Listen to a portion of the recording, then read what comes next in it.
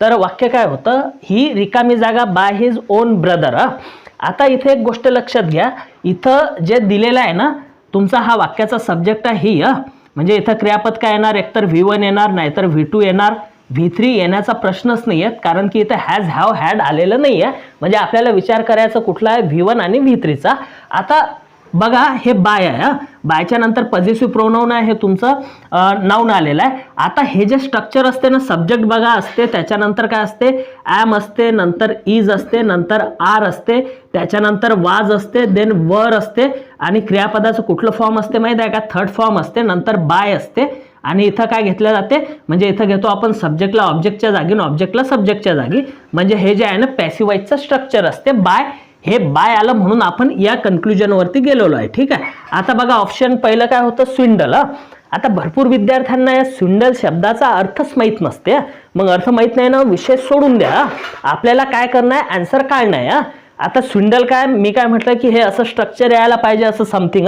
आता जर तुम्ही स्विंडल हे ऑप्शन पहिलं घेता म्हणजे काय होणार आहे, साधा वर्तमान काळ होणार आहे. मग साध्या वर्तमान काळात आपण काय करतो की जर वाक्याचा सब्जेक्ट हा थर्ड पर्सन सिंग्युलर आहे, म्हणजे तृतीय पुरुषी एकवचनी आहे, तर क्रियापदाला सिंग्युलर करण्यासाठी आपण एस किंवा ईएस प्रत्यय लावतो. मग याला आहे काय ईएस प्रत्यय किंवा एस आहे का नाही आहे, म्हणजे हे ऑप्शन इथं तुमचं कट होते. बरोबर आहे, ऑप्शन पहिलं तुमचं इथं कट झालं.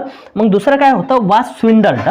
आता बघा हे एक येऊ शकते, कारण की काय होतं इथं बाय होतं की नाही, म्हणजे इथं हे सब्जेक्ट होतं, इथं ऑब्जेक्टच्या जागी घेतलं, म्हणजे इथं वाज स्विंडल्ड हे ऑप्शन येऊ शकते, कारण पॅसिव्ह वॉइसचं स्ट्रक्चर असू शकते सिंपल पास्ट टेन्सचं, हे एक येण्याचं ऑप्शन आहे. नंतर बघा हॅज स्विंडल्ड येणार काय, हे अजिबात नाही येणार, कारण की हॅज स्विंडल्ड जर का घ्यायचं म्हटलं तर मग इथं काहीतरी वेगळं पाहिजे होतं, त्यामुळे हे पण ऑप्शन नाही येणार. आणि इथं स्विंडल्ड जे आहे ना हे पण येण्याची शक्यता नाही, म्हणून तुमचं जे आन्सर राहील ना हे फक्त वाज स्विंडल्ड राहणार आहे.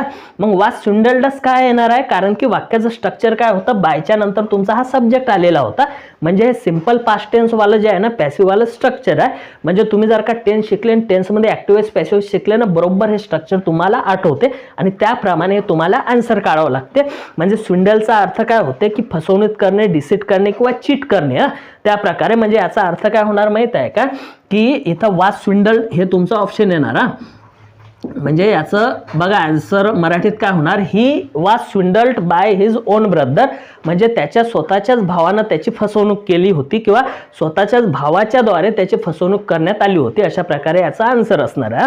बघा विद्यार्थी मित्रांनो, तुम्ही जर स्पर्धा परीक्षेची तयारी करताना तर आमच्या चॅनलला सबस्क्राईब करा. आम्ही जे आहे ना तुम्हाला इंग्रजी या विषयाचे सर्वोत्तम शॉर्ट ट्रिक्स देतो, जेणेकरून कमी वेळात तुम्ही बरोबर आन्सर काढू शकता. जे नवीन